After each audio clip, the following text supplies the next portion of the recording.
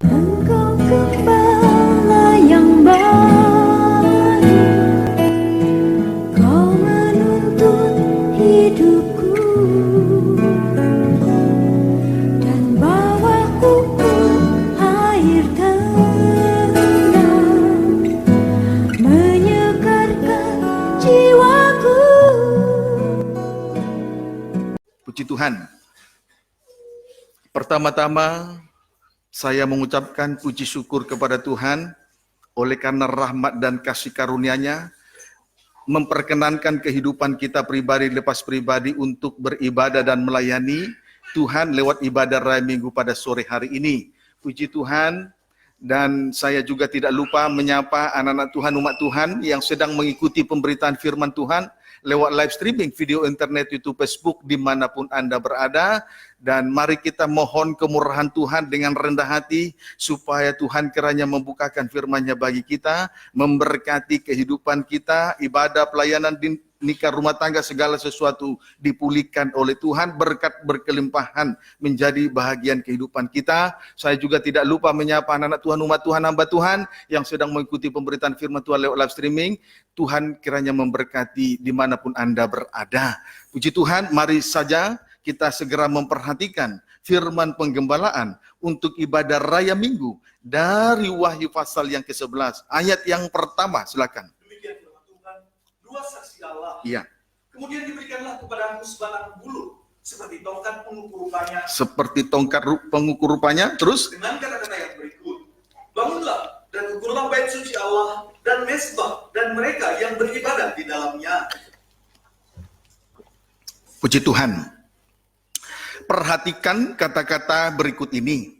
Perhatikan kata-kata yang berikut ini. Bangunlah dan ukurlah bait suci Allah dan mezbah dan mereka yang beribadah di dalamnya. Puji Tuhan. Adapun alat pengukur yang digunakan ialah sebatang bulu seperti tongkat pengukur rupanya. Jelas ini menunjuk kepada firman Allah. Sebab perasaan dan pikiran hati manusia, bahkan pandangan dan pengertian manusia tidak dapat digunakan sebagai alat pengukur untuk tiga perkara di atas, termasuk untuk hal-hal yang rohani atau perkara ilahi selain firman Allah yang kekal sebagai alat pengukur yang sejati. Amin. Adapun tiga hal yang diukur oleh bulu pengukur, adapun tiga hal yang diukur oleh tongkat atau bulu pengukur: satu, bait suci Allah; dua, mezbah; tiga, mereka yang beribadah di dalamnya. Adapun tiga hal yang diukur oleh tongkat atau bulu pengukur ialah: satu, bait suci Allah; dua, mezbah; tiga, mereka yang beribadah di dalamnya. Amin.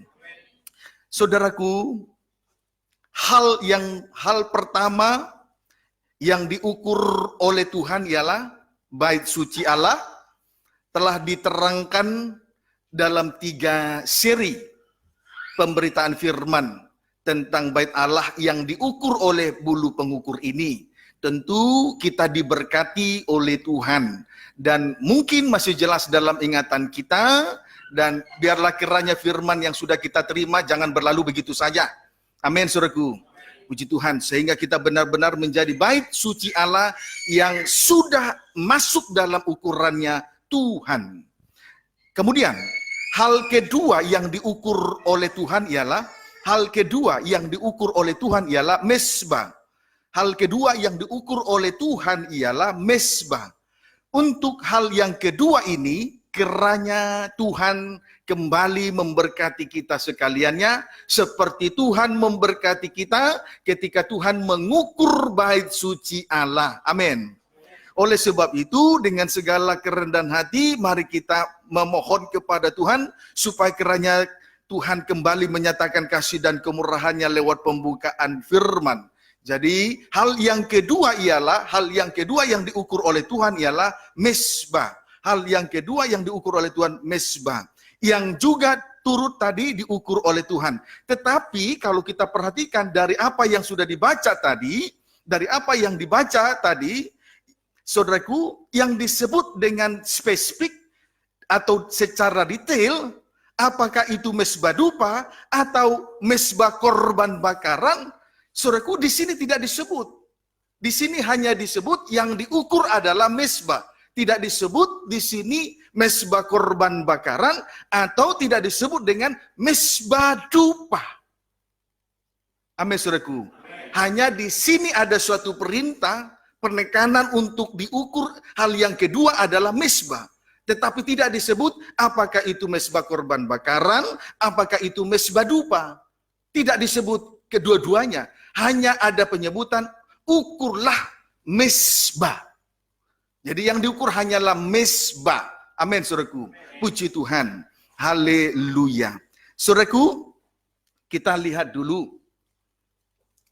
Saudara, di dalam tabernakel ada penyebutan di dalam tabernakel, saudaraku, secara khusus di halaman pelataran bagian luar dari bait Allah. Di situ terdapat mezbah sebagai tempat untuk mempersembahkan korban, disebut dengan mezbah korban bakaran. Puji Tuhan, mezbah disebut dengan mezbah korban bakaran. Fungsinya untuk mempersembahkan korban atau potongan-potongan daging binatang, bahkan membakar roti yang tidak beragi. Puji Tuhan, sebab ada 3 korban binatang dan 3 korban sajian, sesuai dengan apa yang dituntut dan ditentukan Allah pada saat imam-imam ditahbiskan. Boleh dulu sejenak kita melihat. Puji Tuhan, saudara jangan lupa yang diukur adalah mezbah, tidak disebut mezbah korban bakaran, tidak disebut dengan mezbah dupa. Tetapi di pelataran sebelah luar atau yang disebut halaman, di situ ada yang disebut dengan mezbah korban bakaran. Sejenak dulu kita melihat itu. Haleluya. Keluaran 29. Ayat 1 sampai dengan ayat yang ketiga. Silakan. Demikian firman Tuhan. Ya. Mengenai pentahbisan Harun dan anak-anaknya. Ya. Inilah yang harus kau lakukan kepada mereka. Ya, saat ditahbiskan sebagai imam. Terus? Untuk menguduskan mereka. Ya. Supaya mereka memegang jabatan imam bagiku. Ya. Ambillah seekor lembu jantan muda. Ya. Dan 2 ekor domba jantan yang tidak bercela. 2 ekor domba jantan yang tidak bercela. Terus? Roti yang tidak beragi. Ya. Dan roti bundar yang tidak beragi. Kemudian roti yang tidak beragi, roti bundar yang tidak beragi. Terus? Yang diolah dengan minyak. Terus? Dan roti tipis. Kemudian roti tipis yang tidak beragi. Yang diolesi dengan minyak. Iya, terus? Dari tepung gandum yang terbaik. Ya. Haruslah kau buat semuanya itu. Terus? Kau taruhlah semuanya dalam sebuah bakul. 3 ketul roti tadi yang tidak beragi ditaruh dalam sebuah bakul. Terus? Dan kau persembahkanlah semuanya dalam bakul itu. Demikian juga lembu jantan dan kedua domba jantan itu. Puji Tuhan. Untuk tahbisan imam-imam, Allah menentukan dan menuntut korban-korban persembahan sebagai berikut. 3 korban binatang. Sebagai berikut, 3 korban binatang. Antara lain, seekor lembu jantan muda dan 2 ekor domba jantan. Ya, 2 ekor domba jantan. Saudaraku, 3 korban binatang ini adalah bertujuan dipersembahkan untuk korban penghapus dosa dan korban untuk penghapus kesalahan. Ya, jadi 3 korban binatang ini adalah korban untuk menghapus dosa dan korban kesalahan. Kemudian 3 korban makanan atau sajian dengan 3 ketul roti, antara lain 1 roti tidak beragi, 2 roti bundar tidak beragi yang diolah dengan minyak, 3 roti tipis yang tidak beragi yang dioles dengan minyak. 3 ketul roti sajian ini berbicara mengenai persekutuan dengan Kristus. Sebab 3 ketul roti tersebut semuanya adalah roti yang tidak beragi. Amin, saudaraku. Yesus mati, Yesus mempersembahkan tubuhnya, memecah-mecahkan tubuhnya, memecah-mecahkan segenap hidupnya di atas kayu salib sebagai roti yang tidak beragi. Sebab Yesus disalib bukan karena dosa, bukan karena kejahatan, bukan karena ada ragi kejahatan atau ragi keburukan. Amin, saudaraku. Maka 3 ketur roti tersebut semuanya adalah roti yang tidak beragi. Puji Tuhan. Itulah, saudaraku, yang dipersembahkan di atas mezbah korban bakaran yang ada di pelataran bait suci sebelah luar atau di halaman. 3 korban binatang dan 3 korban makanan. Amin, saudaraku. Untuk tahbisan imam-imam. Kemudian pada ruangan suci terdapat juga 1 mezbah. Kemudian pada ruangan suci terdapat juga 1 mezbah. Puji Tuhan. Tetapi fungsinya tidak sama dengan mezbah yang di pelataran sebelah luar atau di halaman. Di dalam ruangan suci disebut mezbah dupa. Mezbah yang ada di halaman disebut mezbah korban bakaran, sedangkan mezbah yang ada di dalam ruangan suci mana ini? Ruangan suci disebut dengan mezbah dupa. Amin, saudaraku. Puji Tuhan. Haleluya. Tadi kita sudah melihat mezbah korban bakaran dan fungsinya untuk mempersembahkan 3 jenis korban bakaran, 3 jenis korban binatang, dan 3 ketur roti. Puji Tuhan. Sedangkan mezbah yang ada di ruangan suci disebut mezbah dupa. Fungsinya untuk membakar ukupan sebagai dupa yang berbau harum. Fungsinya untuk membakar dupa, ukupan sebagai dupa yang berbau harum. Sejenak kita lihat dulu Wahyu pasal yang ke-8. Sejenak kita periksa dulu Wahyu pasal yang ke-8 ayat 3 sampai dengan ayat yang ke-4. Supaya kita mengerti, membedakan mana mezbah korban bakaran, mana mezbah dupa. Amin, saudaraku. Puji Tuhan. Baik. Wahyu 8 ayat 3 sampai dengan ayat yang ke-4. Silakan. Demikian firman Tuhan. Ya. Meterai yang ke-7. Ya. Maka datanglah seorang malaikat lain. Datanglah seorang malaikat lain terus. Dan ia pergi berdiri dekat mezbah dengan sebuah berupaan emas. Ya, seorang malaikat lain. Kalau dia malaikat, dia tidak mungkin disebut seorang. Tetapi karena dia adalah Yesus Kristus, dia imam besar, saudaraku, maka disebut seorang malaikat lain. Terus, dan kepadanya diberikan banyak menyan untuk dipersembahkannya bersama-sama dengan doa semua orang kudus. Terus, di atas mezbah emas di hadapan tahta itu. Terus, maka naiklah asap kemenyan bersama-sama dengan doa orang-orang kudus itu dari tangan malaikat itu ke hadapan Allah. Puji Tuhan. Saudaraku, di sini kita melihat mezbah pedupaan emas. Kemudian kepada seorang malaikat diberikan banyak kemenyan untuk dipersembahkannya bersama-sama dengan doa semua orang kudus di atas mezbah emas di hadapan tahta itu. Lalu asap kemenyan itu naik di hadapan Tuhan, naik di hadirat Tuhan. Itulah yang disebut dupa yang berbau harum. Jadi kesimpulannya di sini Yesus tampil sebagai imam besar untuk memimpin hidup di dalam doa penyembahan yang besar, untuk memimpin orang-orang kudus di dalam doa penyembahan, untuk membawa mereka sampai kepada hadirat Tuhan. Amin, saudaraku. Amin, saudaraku. Puji Tuhan. Kepada malaikat itu diberikan banyak kemenyan. Banyak kemenyan untuk dipersembahkan, untuk dibakar, lalu dipersembahkan. Lalu asap yang naik, asap kemenyan yang naik, itulah yang disebut dupa yang berbau harum. Jadi kesimpulannya, Yesus tampil sebagai imam besar, sebagai mezbah dupa besar, hidup dalam doa penyembahan yang besar, untuk memimpin orang-orang kudus dalam doa penyembahan mereka, untuk dibawa selanjutnya dibawa sampai kepada hadirat Tuhan. Amin, saudaraku. Puji Tuhan. Jadi sekali lagi saya tandaskan, mezbah yang ada di halaman disebut mezbah korban bakaran untuk mempersembahkan 3 jenis binatang dan 3 ketur roti. Sedangkan mezbah yang ada di ruangan suci disebut mezbah dupa. Fungsinya untuk membakar kemenyan.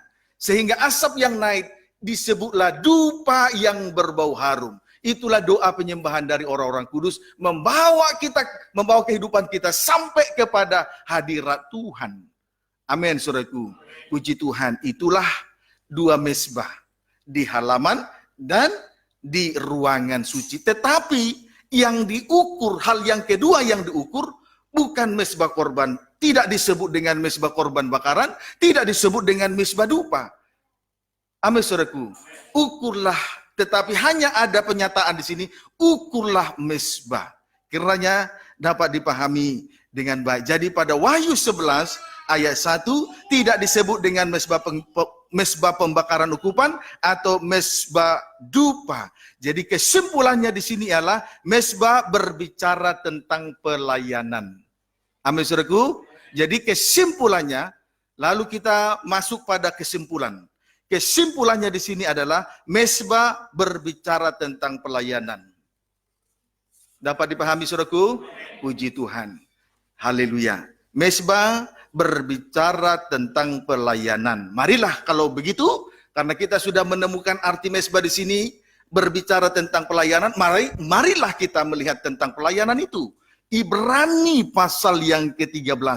Ibrani pasal yang ke-13. Ayat 10 sampai 13 baca. Demikian firman Tuhan. Ya. Nasihat dan doa selamat. Ya, Ibrani pasal 13 tadi, ayat yang ke-10 sampai dengan ayat 13. Terus. Kita mempunyai suatu mesbah. Kita mempunyai suatu mesbah, terus? Dan orang-orang Ya. yang melayani kemah Ya. tidak boleh makan dari apa yang di dalamnya. Terus di dalam kemah, bukan di dalam mesbah. Jadi berbicara di sini berbicara suatu mesbah dan pelayanan. Amin, saudaraku. Jadi di sini mesbah di sini berbicara tentang pelayanan. Tidak berbicara tentang soal makanan. Amin, saudaraku. Lalu ayat 11 sampai 12. Karena tubuh binatang-binatang yang darahnya dibawa masuk ke tempat kudus Ya. oleh imam besar Ya. sebagai korban penghapus dosa dibakar di luar perkemahan. Terus ayat 12. Itu jugalah sebabnya Yesus telah menderita di luar pintu gerbang Ya. untuk menguduskan umatnya dengan darahnya sendiri. Terima. Ayat 13. Karena itu marilah kita pergi kepadanya Ya. di luar perkemahan dan menanggung kehinaannya. Terima kasih. Puji Tuhan. Jadi di dalam perjanjian lama ada sebutan mesbah, tetapi di dalam perjanjian baru, mesbah yang paling nyata ialah salibnya Kristus. Di mana Tuhan menyempurnakan pelayanannya di atas kayu salib. Amin, saudaraku. Tidak lagi berbicara soal 3 binatang yang ditentukan dan dituntut oleh Allah pada saat imam-imam ditabiskan, dan juga tidak juga berbicara soal 3 ketur roti yang tidak beragi yang dituntut dan ditentukan oleh Allah pada saat imam-imam ditabiskan. Tetapi di sini berbicara mesbah berbicara tentang soal pelayanan, di mana pelayanan itu telah disempurnakan oleh Yesus di atas kayu salib. Titik. Dapat dipahami, saudaraku? Puji Tuhan. Haleluya. Nah, dalam salib, dengan salib, maka pelayanan menjadi sempurna. Puji Tuhan. Dengan salib, pelayanan menjadi sempurna. Boleh ayat 12 baca kembali. Itu jugalah sebabnya Ya. Yesus telah menderita di luar pintu gerbang. Di luar pintu gerbang, dia harus meninggalkan Yerusalem. Yesus harus menderita, dia harus meninggalkan Yerusalem untuk keluar dari Yerusalem, meninggalkan Yerusalem untuk selanjutnya dikorbankan, disalibkan di atas Bukit Golgota. Yesus tidak disalibkan di Yerusalem. Dia harus meninggalkan Yerusalem, meninggalkan pintu. Saudaraku, menderita di luar pintu gerbang untuk menguduskan umatnya dengan darahnya sendiri. Jadi Yesus harus meninggalkan Yerusalem. Yesus harus menderita di luar pintu gerbang. Tujuannya untuk menguduskan umatnya dengan darahnya sendiri. Darah korban Kristus menyempurnakan pelayanan. Darah salib Kristus menyempurnakan pelayanan. Yesus menyempurnakan pelayanan di atas kayu salib. Itu sebabnya di ayat 12, Yesus telah menderita di luar pintu gerbang untuk menguduskan umatnya dengan darahnya sendiri. Puji Tuhan, Yesus disalibkan di atas Bukit Golgota. Dia telah meninggalkan pintu gerbang. Ayat 13, baca kembali. Karena itu marilah kita pergi kepadanya Ya, di luar perkemahan marilah kita pergi kepadanya di luar perkemahan. Terus, dan ya, menanggung kehinaannya. ya. Oleh sebab itu, terkhusus imam-imam, orang-orang yang melayani pekerjaan Tuhan. Perhatikan kalimat itu. Karena itu marilah kita pergi kepadanya di luar perkemahan dan menanggung kehinaannya. Berarti untuk menyempurnakan pelayanan seperti Yesus menyempurnakan pelayanan itu di atas kayu salib, mari kita meninggalkan perkemahan. Jangan lagi pertahankan harga diri kita masing-masing. Tinggalkanlah, puji Tuhan, marilah kita pergi kepadanya di luar perkemahan, di luar, jangan lagi kita mempertahankan harga diri, di luar perkemahan dan menanggung kehinaan. Itu orang yang melayani Tuhan, sehingga terlihat pelayanan yang sempurna. Tidak lagi mempertahankan harga diri, tidak lagi mempertahankan egosentris, kepentingan diri, dan melayani bukan untuk, tidak ada lagi motivasi dalam pelayanan, melayani tidak untuk mencari pujian dan hormat. Tetapi sebaliknya, marilah kita pergi kepadanya di luar perkemahan dan menanggung kehinaan. Amin, saudaraku. Berarti untuk melayani Tuhan harus menanggalkan harga diri, melepaskan egosentris, tidak mempertahankan kepentingan diri. Amin, saudaraku. Sampai rela menderita supaya pelayanan ini menjadi berkenan kepada Tuhan.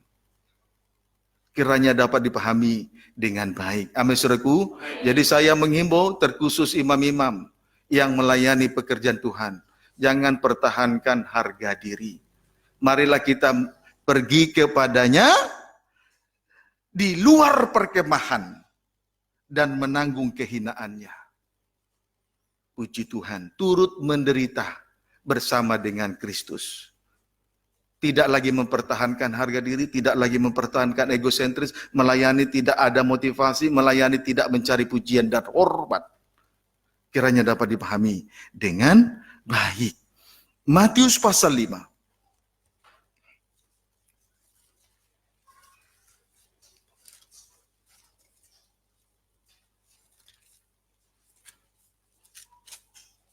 Matius pasal 5. Ayat 17 sampai 18. Demikian firman Tuhan. Ya. Yesus dan hukum Taurat. Yesus dan hukum Taurat. Ya. Janganlah kamu menyangka Ya. bahwa aku datang untuk meniadakan hukum Taurat Ya. atau kitab para nabi. Darah salib Yesus Kristus. Yesus dikorbankan di atas kayu salib. Yesus datang ke dunia ini lalu disalibkan. Terus? Aku datang bukan untuk meniadakannya, Ya. melainkan untuk menggenapinya. Iya. Jadi Yesus mati di atas kayu salib untuk menyempurnakan pelayanan. Amin, saudaraku. Amin. Pelayanan itu disempurnakan oleh Yesus di atas kayu salib. Puji Tuhan. Bukan untuk membinasakan orang berdosa, tetapi Yesus melayani untuk menyempurnakan pelayanan itu di atas kayu salib. Jadi salib atau darah salib telah menyempurnakan pelayanan Yesus. Menyempurnakan pelayanan. Pelayanan itu disempurnakan di atas kayu salib. Sehingga Yesus datang bukan untuk membinasakan orang berdosa, tetapi menyempurnakannya, menguduskannya, dan membenarkannya, menguduskannya, dan menyempurnakannya. Kiranya dapat dipahami dengan baik. Amin, saudaraku. Puji Tuhan. Lalu ayat 18. Karena aku berkata Ya. kepadamu, sesungguhnya selama belum lenyap langit dan bumi ini, Sebelum lenyap langit yang pertama dan bumi yang pertama, laut tidak ada lagi nanti. Terus? satu iota atau satu titik pun Satu iota atau satu titik pun. tidak akan ditiadakan dari hukum Taurat sebelum semuanya terjadi. Ya. Puji Tuhan. Saudaraku, Yesus sendiri berkata, selama belum lenyap langit dan bumi ini, satu iota atau satu titik pun tidak akan ditiadakan dari hukum Taurat Jadi betul-betul Yesus menggenapi pelayanannya di atas kayu salib. Sehingga pada saat pelayanan itu menjadi sempurna di atas kayu salib, betul-betul satu iota dan satu titik pun tidak ditiadakan dari hukum Taurat. Apa iota? Iota adalah kumpulan dari huruf yang terkecil. Puji Tuhan. A sampai huruf I. Itu iota. A sampai huruf I. Ada 9 huruf itu. Kumpulan huruf terkecil. A sampai I. Itu iota. Puji Tuhan. Kemudian satu titik. Berarti, saudaraku, pengertian rohani dari iota dan satu titik. Iota itu berbicara tentang kerendahan hati. Amin, saudaraku. Sedangkan titik yang paling kecil dari semua tanda-tanda baca di dalam pembacaan itu berbicara tentang mau jadi kecil dan mengecilkan diri, sama dengan merendahkan diri dan rela direndahkan. Amin, saudaraku. Puji Tuhan. Haleluya. Kiranya dapat dipahami dengan baik. Itu sebabnya kalau kita bandingkan dengan Injil Matius pasal 15 sampai dengan Matius 7 ayat 15 sampai ayat 23, pelayanan daripada nabi-nabi palsu. Mereka disebut juga serigala berbulu domba. Mereka itu sibuk dengan 3 perkara. Walaupun semuanya itu mereka lakukan demi nama Tuhan. 1, bernubuat demi nama Tuhan. 2, mengusir setan demi nama Tuhan. 3, mengadakan banyak mukjizat demi nama Tuhan. Tetapi Tuhan berkata kepada mereka, enyahlah kamu semua pembuat kejahatan. Kemudian Tuhan kembali berkata pada hari Tuhan, aku tidak mengenal kamu. Maka pada Injil Matius pasal 7 ayat 21, bukan orang yang berseru Tuhan, Tuhan, maka mereka masuk ke dalam kerajaan surga, tetapi mereka yang melakukan kehendak Allah Bapa. Yesus telah minum cawan Allah. Berarti rela menanggung penderitaan yang tidak harus ia tanggung. Dengan demikian, terlaksanalah kehendak Allah. Jadi bukan soal mukjizat. Sejuta kali mukjizat terjadi depan mata, tidak ada artinya kalau salib tidak ditegakkan di dalam sebuah pelayanan. Supaya mezbah itu masuk dalam ukuran Tuhan. Amin, saudaraku. Inilah yang disebut mezbah yang masuk dalam ukuran Tuhan. Boleh sejenak kita lihat dulu itu. Tadi iota atau kumpulan huruf terkecil berbicara tentang kerendahan hati. Sedangkan titik mau menjadi kecil dan menjadi kecil dan dikecilkan. Mau menjadi kecil dan rela dikecilkan. Jadi Tuhan sangat memperhatikan orang-orang yang rendah hati dan orang-orang yang mau dikecilkan. Amin, saudaraku. Siapa mereka yang rendah hati? Adalah orang yang senantiasa menyangkal diri dan memikul salibnya. Amin, saudaraku. Puji Tuhan. Haleluya. Sebab Yesus sendiri berkata kepada orang yang letih lesu dan berbeban berat, datanglah kepada aku, sebab aku lemah lembut dan rendah hati. Pikulah salib, sebab aku lemah lembut dan rendah hati. Jadi Tuhan sangat memperhatikan orang yang hina, orang yang kecil, yaitu orang yang menyangkal diri dan memikul salibnya. Itu yang diperhatikan Tuhan. Berbeda dengan nabi-nabi palsu. Coba kita perhatikan dulu ya. Tidak apa-apa. Injil Matius pasal yang ke-7. Injil Matius pasal yang ke-7 ayat 15 terlebih dahulu. Lihat. Demikian firman Tuhan. Ya. Hal pengajaran yang sesat. Hal pengajaran yang sesat. Ini harus kita ketahui ya. Judulnya hal pengajaran yang sesat. Maka kita harus yakin bahwa itu adalah ajaran yang sesat. Seperti apa? Ayat 15. Waspadalah terhadap palsu waspada terhadap nabi-nabi palsu, guru-guru palsu. Terus? yang datang kepadamu Ya. dengan menyamar seperti domba, Ya. tetapi sesungguhnya mereka adalah serigala yang buas. Ya. Jadi nabi-nabi palsu disebut juga serigala berbulu domba, binatang buas yang siap untuk menerkam. Amin. Amin. Puji Tuhan. Lalu kita lihat dulu seperti apa model pelayanan daripada nabi-nabi palsu ini. Ayat 22 sampai 23.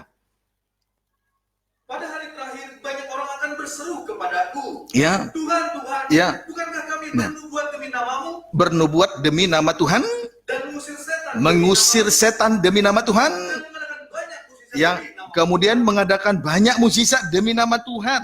Ayat 23, lihat pada hari Tuhan. Terus Pada waktu itulah Ya. aku akan berterus terang kepada mereka pada hari Tuhan nanti terus dan berkata, ya. aku tidak pernah mengenal kamu. Iya, terus Nyala daripadaku kamu sekalian pembuat kejahatan. coba di hari-hari terakhir ini nabi-nabi palsu mengadakan 3 perkara ajaib. 1, bernubuat demi nama Tuhan. 2, mengusir setan demi nama Tuhan. 3, mengadakan banyak mujizat demi nama Tuhan. Semua 3 perkara yang mereka lakukan itu semuanya dilakukan demi nama Tuhan. Kan sebetulnya sekilas pandang mata kan luar biasa itu. Kemudian 3 perkara itu dilakukan untuk demi nama Tuhan, bukan demi siapa-siapa. Tetapi lihat, pada hari Tuhan, Yesus berkata, dan berterus terang kepada mereka, aku tidak pernah mengenal kamu. Lanjut Tuhan berkata, enyahlah daripadaku, kamu sekalian pembuat kejahatan. Loh, melakukan 3 perkara ajaib demi nama Tuhan. Yesus berkata, aku tidak pernah mengenal kamu. Tidak berhenti sampai di situ. Dengan kejam sekali, Yesus berkata, enyahlah daripadaku, kamu semua pembuat kejahatan. Padahal 3 perkara sekilas pandang mata kita lihat semua perkara ajaib. Dan mereka lakukan demi nama Tuhan. Tapi justru hari Tuhan berkata, enyahlah daripadaku, kamu sekalian pembuat kejahatan. Di mana letak kejahatan mereka? Lihat ayat 21. Bukan setiap orang yang berseru kepadaku, Bukan berseru kepada dan menyebut nama Tuhan, lalu melayani demi nama Tuhan, terus Tuhan, Tuhan ya, akan masuk ke dalam kerajaan. tidak. Tidak hanya bukan karena dia menyebut nama Tuhan, lalu melayani dengan demi nama Tuhan, seperti yang dilakukan oleh nabi palsu. 3 perkara yang dilakukan oleh nabi palsu tadi, 3 perkara itu semua dilakukan demi nama Tuhan. Selalu dikaitkan nama Tuhan. Tapi lihat, terus Melainkan dia yang melakukan kehendak Bapakku. iya. Jadi bukan berarti dengan sebutan nama Tuhan di tengah ibadah dan pelayanan, lalu mereka masuk dalam kerajaan sorga. Melainkan dia yang melakukan kehendak Bapakku yang di surga. Puji Tuhan. Inilah mesbah yang diukur oleh Tuhan. Sementara mesbah daripada nabi-nabi palsu tidak masuk dalam ukuran Tuhan. Amin, saudaraku. Mesbah daripada nabi palsu tidak masuk dalam ukuran Tuhan. Tapi mesbah yang masuk dalam ukuran Tuhan adalah dia yang melakukan kehendak Bapakku yang di surga. Seperti apa rupa daripada kehendak Allah Bapa? Model bentuk daripada kehendak Allah Bapa. Mari kita lihat Injil Matius pasal yang ke-26.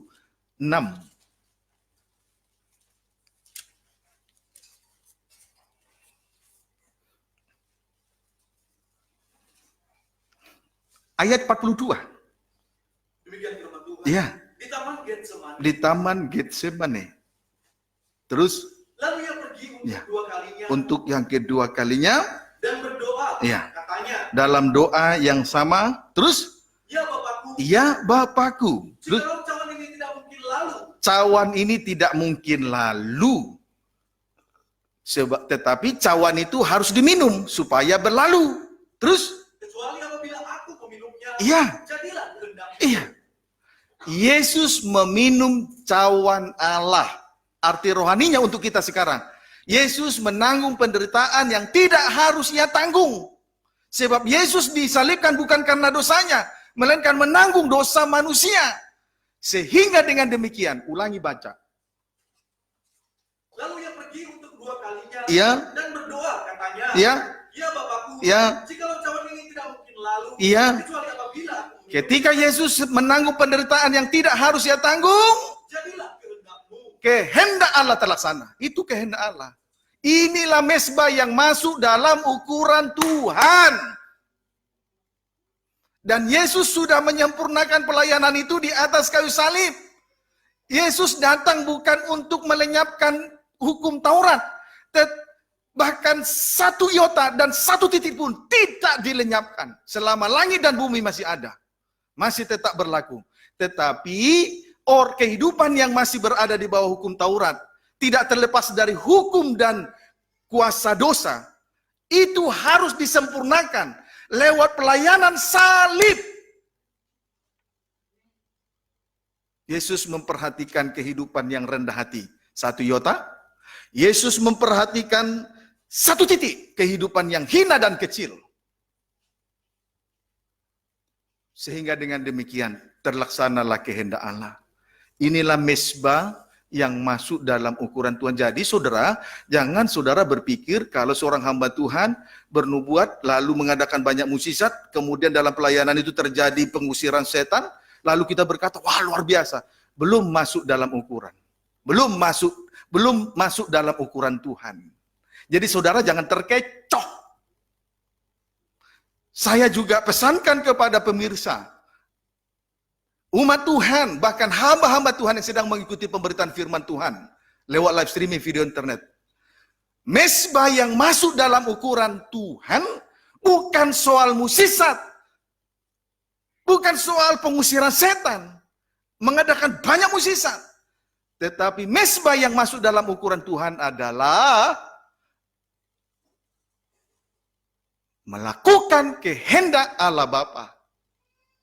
Menanggung penderitaan yang tidak harus ia tanggung. Seperti Yesus harus minum cawan Allah. Kalau tidak, cawan itu tidak mungkin lalu.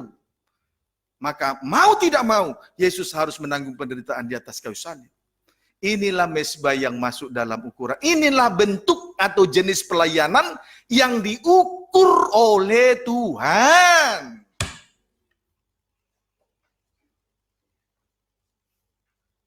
Amin. Sebab itu di Wahyu pasal 11 ayat 1 tidak disebut mesbah dupa, apakah itu mesbah dupa atau mesbah korban bakar. Tidak, hanya disebut ukurlah mesbah. Kiranya dapat dipahami dengan baik. Kemudian pada saat Yesus anak Allah melakukan kehendak Allah Bapa, diawali dengan kata, ya Bapakku. Maka seorang hamba Tuhan harus dengar-dengaran. Yesus datang ke dunia ini dan mati di atas kayu salib, menyempurnakan pelayanan di atas kayu salib, bukan karena kehendaknya, tapi karena kehendak Bapa. Untuk kehendak Bapa itulah Yesus berkata, ya Bapakku. Maka sudah selayaknya seorang imam, seorang pelayan Tuhan, hamba Tuhan berkata, ya Bapakku. Supaya kehendak Allah terlaksana.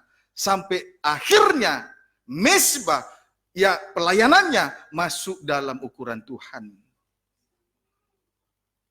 Seorang hamba Tuhan, seorang pelayan Tuhan, sekalipun dia melayani banyak, kalau tidak dengar-dengaran, tetap tidak masuk dalam ukuran Tuhan, tidak berkenan. Lihat ya, Hosea.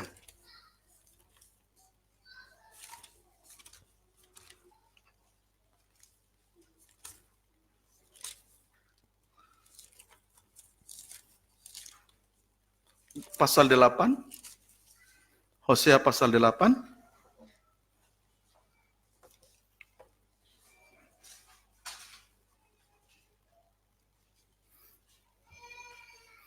ayat 4. Demikian firman Tuhan. Ya. Keruntuhan Israel sebagai akibat kedurhakaannya. Ya, terus. Mereka telah Boleh baca ayat 1 mulai.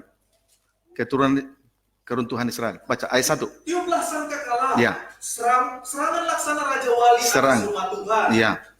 Terus? Oleh karena mereka telah melangkahi perjanjianku Nah, bangsa Israel melangkahi perjanjian Tuhan, terus dan telah mendurhaka terhadap pengajaranku. memberontak kepada pengajaran firman Allah, terus Kepadaku mereka berseru-seru.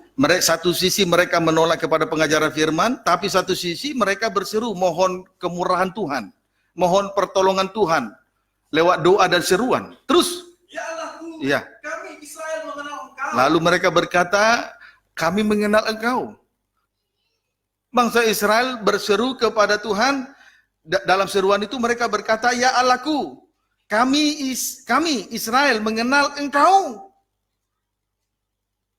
Mereka berkata, kami mengenal Engkau. Tapi di sisi lain, mereka melangkahi perjanjian Tuhan dan mendurhaka terhadap pengajaran firman. Bayangkan, bangsa Israel milik kepunyaan Allah, yang disebut bangsa yang terpilih, umat kepunyaan Allah, imamat rajani, pelayan Tuhan, hamba Allah yang kepadanya berkenan. Tetapi menolak pengajaran firman. Tapi satu sisi mereka berseru dan menyebut nama Tuhan. Dapat dipahami? Lalu baca ayat 4. Mereka telah mengangkat raja. Lihat, mereka melayani tetapi menolak pengajaran firman. Lalu kita lihat ayat berikutnya. Apa tindakan mereka berikutnya ayat 4. Terus Mereka telah mengangkat raja. lihatlah, mengangkat raja Tetapi tanpa persetujuan. tapi tanpa persetujuan Tuhan. Terus Mereka mengangkat pemuka, pejabat, terus tetapi dengan tidak setahu. tetapi tidak setahu Tuhan. Terus Dari emas dan peraknya mereka membuat berhala-berhala bagi dirinya sendiri. akhirnya juga jatuh dalam penyembahan berhala. Terus Sehingga mereka iya, lihatlah perbuatan daripada bangsa Israel yang disebut juga dengan milik kepunyaan Allah, tidak lain tidak bukan imamat rajani, hamba Allah. Tetapi di sini kita melihat mereka mengangkat raja tanpa persetujuan Tuhan. Kemudian mereka mengangkat pemuka, tetapi dengan tidak setahu Tuhan. Artinya hamba Tuhan, pelayan Tuhan, kalau ia tidak dengar-dengaran kepada pengajaran firman Allah, tidak dengar-dengaran kepada kehendak Allah, suka mendahului kehendak Tuhan. Bukan berarti, lihat pelayan-pelayan Tuhan, imam-imam, perhatikan. Bukan berarti ketika saudara melakukan pekerjaan yang banyak, dan saudara melakukan itu karena kehendak sendiri, tanpa dengar-dengaran, tidak berkenan kepada Tuhan. Ini bukan pelayanan yang masuk dalam ukuran Tuhan. Itu sama dengan penyembahan berhala. Biar banyak kita melayani Tuhan, biar banyak kita bekerja untuk mengerjakan pelayanan Tuhan, tapi tidak mau dengar-dengaran sebagaimana Yesus sebagai anak Allah mau dengar-dengaran, ya Bapakku. Tidak masuk dalam ukuran. Tidak dengar-dengaran, menolak pengajaran firman, tidak dengar-dengaran, tapi bekerja banyak. Tidak masuk dalam ukuran. Inilah mesbah yang tidak diukur oleh Tuhan. Maka sebaiknya selekasnya seorang imam, seorang hamba Tuhan harus melayani Tuhan, harus dengar-dengaran. Sehingga pelayanannya masuk dalam ukuran Tuhan. Maka di atas tadi saya sudah sampaikan, segala sesuatu yang diukur tidak boleh menggunakan perasaan manusia daging, pengertian manusia daging, sudut pandang manusia daging. Itu bukan ukuran yang berkenan, tidak layak untuk dipakai sebagai alat pengukur perkara-perkara rohani, perkara ilahi, apalagi 3 perkara di atas tadi. Tetapi 3 perkara itu diukur oleh firman Tuhan, bulu pengukur. Bukan pengertian kita. Ukurannya bukan pengertian manusia. Dapat dipahami, saudara? Puji Tuhan. Haleluya. Mari belajar dari hal apa yang sudah kita terima sore petang ini. Supaya pelayanan kita masuk ukurannya Tuhan. Dapat dipahami, saudaraku? Justru lihat ayat yang ke-11 Sungguh, sampai 12. Efraim telah memperbanyak mesbah. Efraim memperbanyak mesbah. Terus? Mesbah-mesbah itu menjadikan mereka berdosa. Iya. Kalau seorang hamba Tuhan melayani pekerjaan Tuhan, tapi tidak dengar-dengaran, memberontak kepada pengajaran firman Allah, justru semakin memperbanyak mesbah, semakin memperbanyak dosa. Maka saudara jangan terkeso kalau sudah melayani lalu masuk ukuran Tuhan. Tidak. Kalau tidak dengar-dengaran, pelayanan yang banyak itu akan memperbanyak dosanya. Semakin banyak melayani tetapi tidak dengar-dengaran, akan semakin menambah dosanya. Tambah lagi pelayanan, tapi dia tetap tidak dengar-dengaran, menambah dosanya. Tidak masuk dalam ukuran Tuhan. Inilah mesbah yang tidak diukur oleh Tuhan. Amin. Haleluya. Jadi jangan kita berpikir bahwa pelayanan yang banyak membuat kita menjadi layak dan berkenan kepada Tuhan, dan apa yang kita kerjakan sebagai persembahan yang berbau harum. Tidak. Justru sebaliknya. Kalau tidak dengar-dengaran di dalam melayani pekerjaan Tuhan, pelayanan itu akan membuat seseorang hamba Tuhan berdosa. Tambah pelayanan, tambah dosa. Tambah pelayanan, tambah dosa. Ayo belajar untuk dengar-dengaran. Amin. Puji Tuhan. Haleluya. Puji Tuhan. Sore ini kita diajar supaya mesbah pelayanan kita diukur, diperhitungkan oleh Tuhan.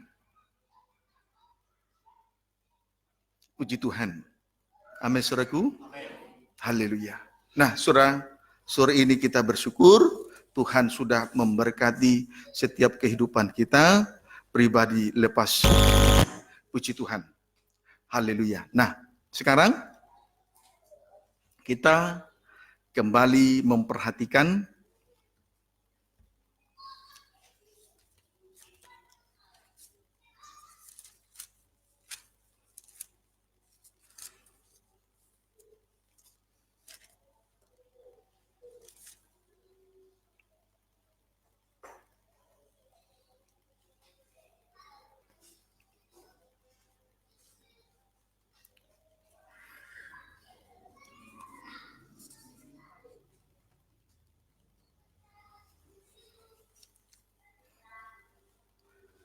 Matius pasal 5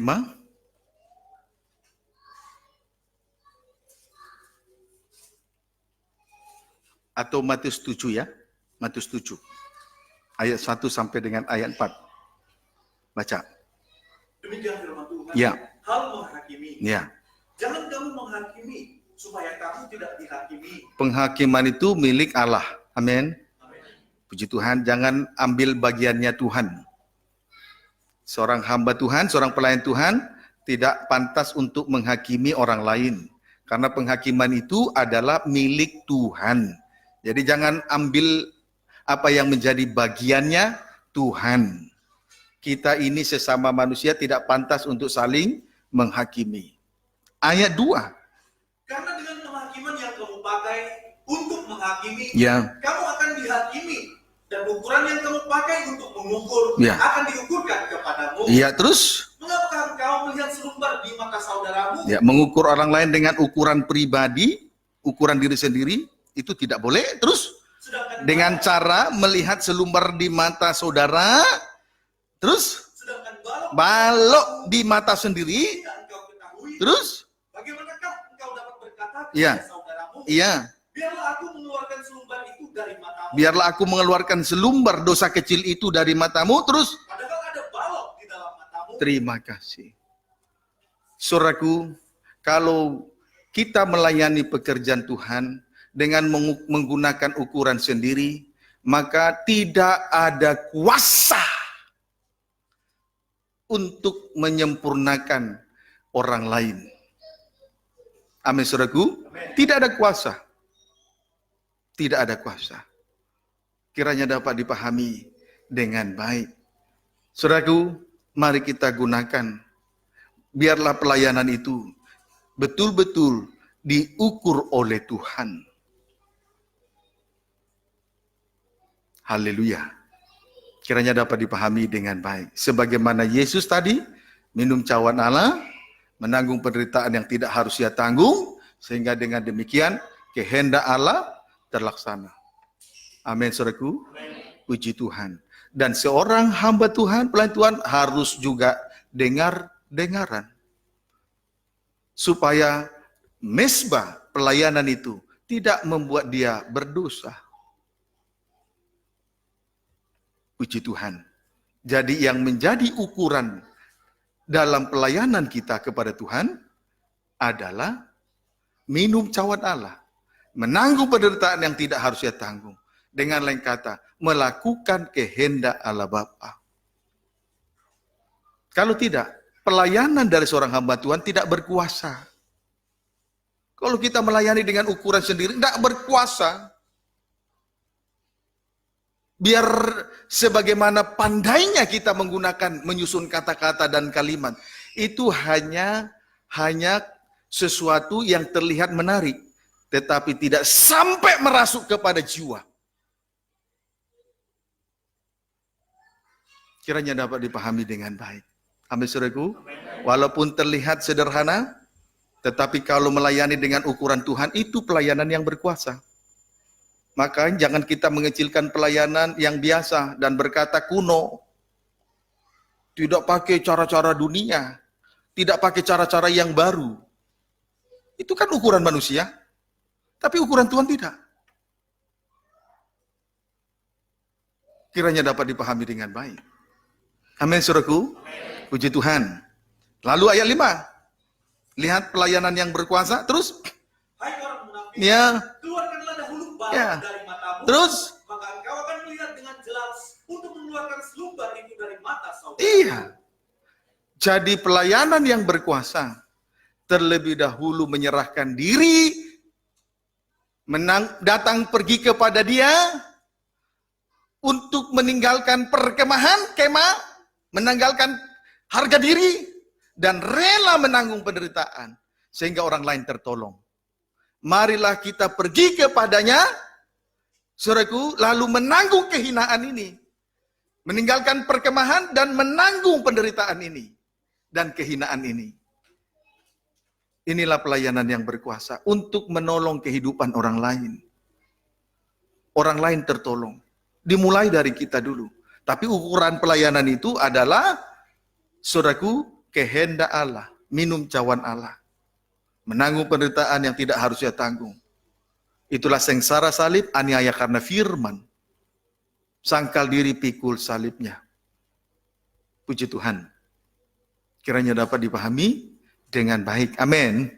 Haleluya. Puji Tuhan. Lalu barulah kita kembali membaca Ibrani pasal yang ke-10.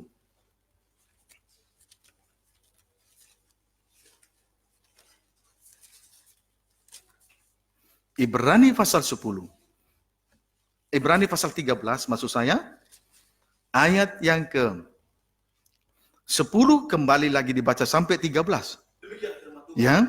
Kita mempunyai suatu mesbah, Kita mempunyai suatu mesbah.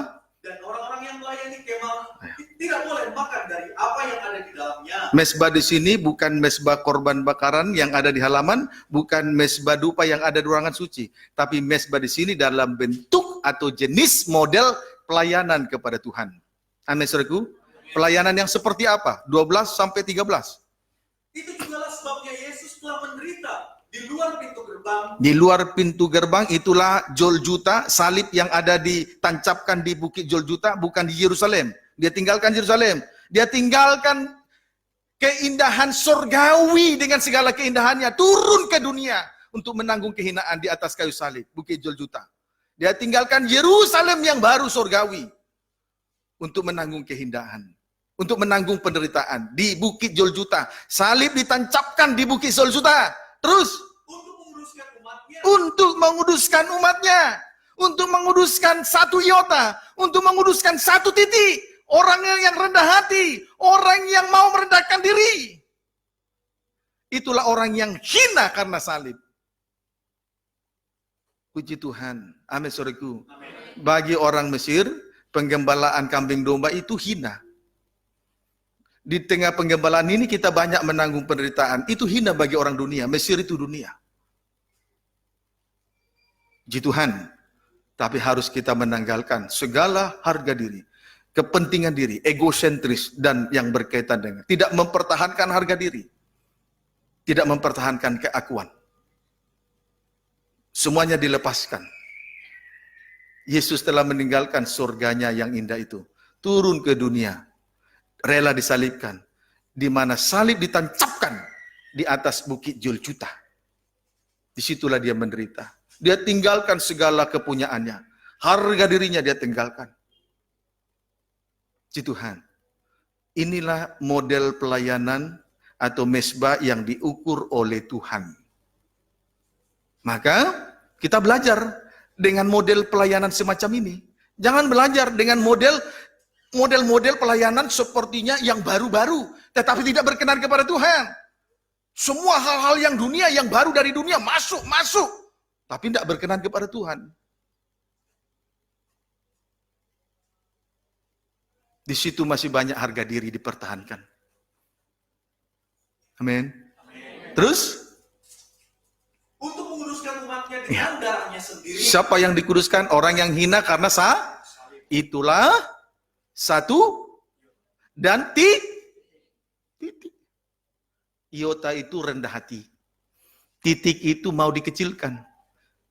Siapa yang mau dikecilkan? Biarlah dia semakin besar, aku semakin kecil. Biarlah dia bertambah-tambah dalam kehidupanku, aku terus semakin berkurang. Terus. Sampai berada di titik nol. Amin. Puji Tuhan. Haleluya. Puji Tuhan. Ayat 13. Karena itu marilah kita pergi kepadanya. Mau? Setuju? Marilah kita pergi kepadanya, mengikuti teladannya, terus di luar perkemahan, tanggalkan harga dirimu juga, keakuanmu, egosentrismu, kepentingan dirimu, yang mungkin juga melayani hanya untuk cari pujian dan hormat, dilihat orang lain. Terus, Dan menanggung kehinaannya. tapi yang benar, minum cawan Allah, menanggung penderitaan yang tidak harus saya tanggung. Dengan demikian, kehendak Allah terlaksana. Inilah mesbah yang diukur oleh Tuhan. Amin. Puji Tuhan. Ayo, jangan lagi gunakan perasaan, pengertian, sudut pandang manusia untuk mengukur pelayanan masing-masing. Tidak ada artinya kita melayani tapi tidak dengar-dengaran, memberontak kepada pengajaran firman, tidak mau dengar suara gembala. Semakin nanti banyak melayani, semakin banyak dosa di situ. Alkitab yang mengatakan, bukan saya. Saya tidak berhak untuk menghakimi. Kalau serasa masih terikat dengan kenajisan, boleh turun dulu. Apalagi masih terikat dengan harga diri, boleh turun dulu. Ini turun satu-satu. Tapi kalau itu menyukakan hati Tuhan, tidak apa-apa. Daripada kelihatan indah, tapi keropos dalamnya, itu kemunafikan. Tidak, ini pelayanan yang tidak diukur. Tapi biarlah kita melayani dalam ukuran Tuhan. Amin, saudaraku. Puji Tuhan. Haleluya. Ayat terakhir. Ayat 14. Sebab di sini kita tidak mempunyai tempat tinggal yang tetap. Ya. Kita mencari kota yang akan datang. Ya. Ya. Terus? Sebab itu marilah kita oleh Dia senantiasa mempersembahkan korban syukur kepada Allah, yaitu ucapan bibir yang memuliakan namanya. Puji Tuhan. Ciri-ciri mesbah dalam ukuran Tuhan. Ciri-ciri mesbah yang diukur, yang masuk dalam ukuran Tuhan. Satu, mencari kota yang akan datang. Itulah Yerusalem baru. Satu, mencari kota yang akan datang. Kota di sini tidak lain tidak bukan Yerusalem baru. Itulah mempelai wanita Tuhan. Berarti ada kerinduan untuk menjadi mempelai wanita Tuhan. Masuk dalam perjamuan malam kawin anak domba. sebagai sasaran akhir dari pelayanan kita di atas muka bumi ini. Sasaran akhir dari perjalanan rohani kita di atas muka bumi ini. Amin, saudaraku. Puji Tuhan.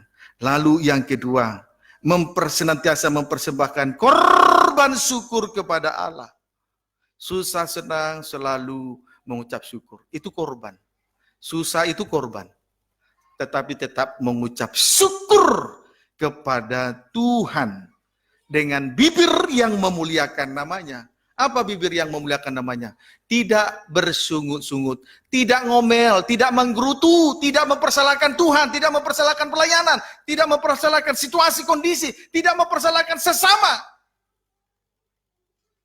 Itu orang yang mengucap syukur dengan bibir yang memuliakan Tuhan. Ayo gunakan, bersyukurlah sekalipun ada korban, ada kesusahan, bersyukur dengan cara bibir memuliakan Tuhan, jangan bersungut-sungut. Jangan ngomel, jangan menggerutu, jangan ngedumel. Mungkin ada sesuatu tidak menyenangkan hati, situasi, kondisi, keadaan yang ada. Jangan ngedumel, jangan ngomel, jangan bersungut-sungut. Tetap berucap syukur. Mempersembahkan korban syukur. Berarti bersyukur walaupun korban. Walaupun susah. Jangan kita bersyukur saat pangkat naik, gaji naik, bisnis naik, proyek naik. Semuanya ada mendapat keberhasilan dari dalam bentuk apapun, lalu ada ucap syukur. Tidak, itu tidak salah ucapan syukur, tetapi ada lagi yang ucapan syukur, tingkat ucapan syukur yang lebih menyukakan hati Tuhan. Itulah korban syukur dengan bibir yang memuliakan Tuhan. Korban berarti menderita, tapi berucap syukur. Korban berarti susah hati, tapi mengucap syukur. Korban berarti banyak penderitaan, pergumulan, silih berganti, tapi terus mengucap syukur. Dengan bagaimana? Bibir yang memuliakan Tuhan. Jangan bibir yang bersungut-sungut, jangan bibir yang ngomel, jangan bibir yang menggerutu.